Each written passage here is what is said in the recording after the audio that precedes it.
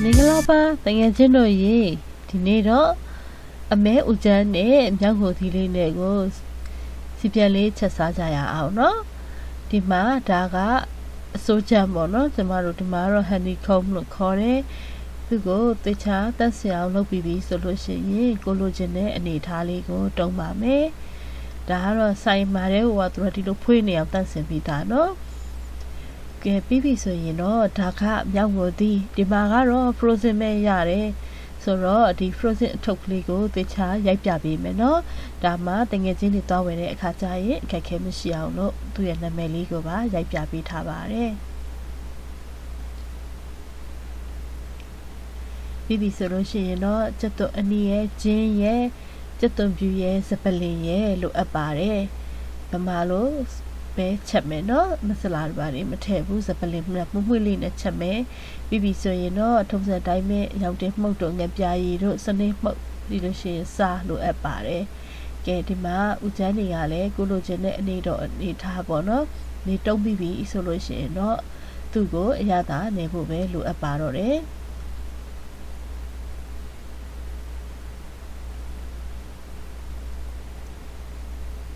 Tama uso sao the ba me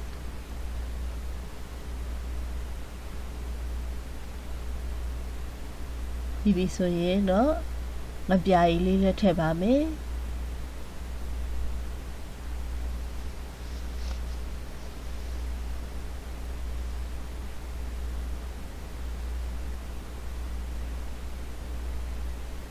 Ta cha ko ro ne ne li the pi ba me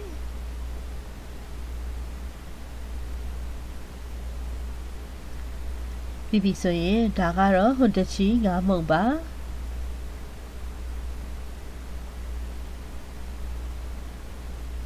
Ya ta ji a long the bibi so lo shin no ta phat ma le mi pho mi yo apu pe tha lai me o ko pu aw tit tha lai me bibi so yin di ya ta ji a long tat sat twa aw lo ne lai ja ya aw Ye tu ya ta ji nat sat twa bi so yin di bat ma CO တဲပါမယ်ကဲစီထည့်မယ်စီကတော့ကိုယ့်ရဲ့သဘောပဲပေါ့နော်တချို့စီကြောက်ရင်နည်းနည်းပဲထည့်မယ်ကျမတော့ဒါစီပြန်ဟင်းဖြစ်တဲ့အတွက်ကြောင့်မို့လို့စီကိုများများလေးထည့်ပါတယ်ပြီးပြီဆိုရင်စပလင်ကိုထုပေးမယ်ကျက်သွန်ကိုထောင်းမယ်ဂျင်းထောင်းမယ်ကျက်သွန်အနီကိုလည်းလှီထားမယ်ပထမဦးဆုံးဂျင်းရဲ့ကျက်သွန်ပြူရဲ့ကိုစီတက်ပါမယ်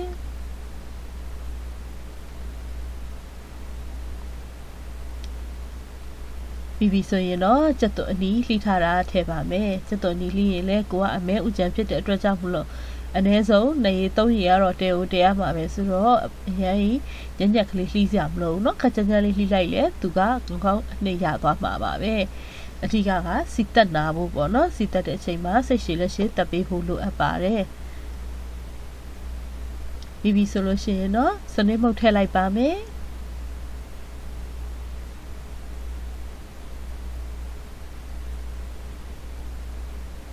စနေမုတ်တွေလည်းထည့်ပြီးဆိုလို့ရှိရင်တော့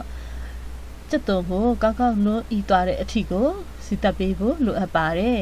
။ရောင်တင်မုတ်ကိုမထည့်ပါနဲ့အောင်နော်။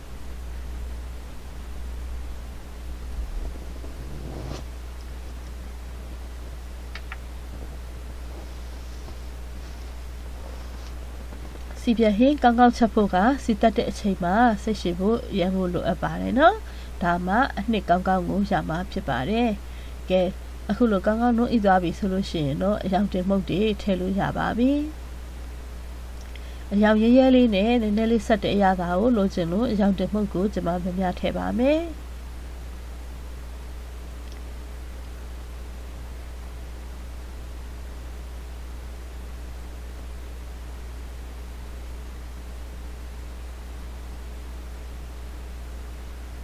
ရောင်တင်မုတ်နဲ့ကျက်သွန်နေနဲ့ကောင်းကောင်းကြီးကိုလုံးသွားပြီဆိုရင်တော့အမဲဥကျန်းနေထည့်လို့ရပါပြီ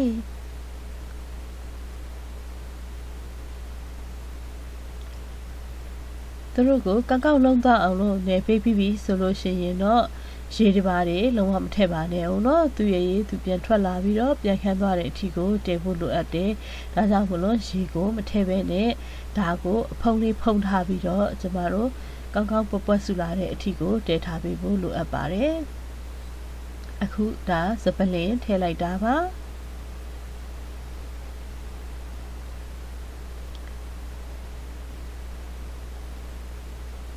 အဖုံးအုပ်ထားလိုက်ပါနော်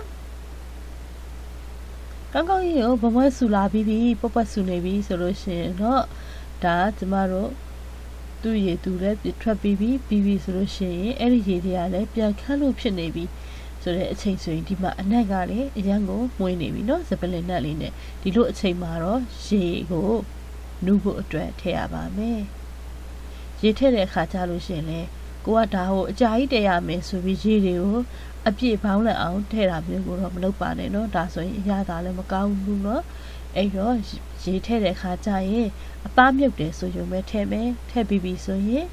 ကိုကဒါအဖုံးလေးဖုံးထားမယ်ပြီးပြီဆိုရင်ရေပြတ်ခန်းလာပြီဆိုရင်ကိုကြိုက်တဲ့အနူးအနေထားမရမချင်းကိုရေကိုအဲ့လိုပုံစံမျိုးနဲ့ပဲထည့်သွားမယ်နော်ကျမကတော့ဒီဟာကိုနူးဖို့အတွက်ကျမစိတ်တိုင်းကြနူးဖို့အတွက်ကို3ရေထည့်ရပါတယ်ဒါတချို့ကနည်းနည်းလေးမာတာကြိုက်တယ်တချို့ကဣနေရကြိုက်တယ်ဒါကတော့ကိုယ့်ရဲ့အကြိုက်ပေါ်ပဲမူတည်ပါတယ်နော်။ခဲပြီးပြီဆိုရင်ဒီလိုအချိန်မှာမြောက်ငိုသီးတွေကိုထည့်လိုက်လို့ရပါပြီ။မြောက်ငိုသီးထည့်ပြီးပြီဆိုရင်လည်းအဖုံးလေးဖုံးထားပြီးတော့ကောင်းကောင်း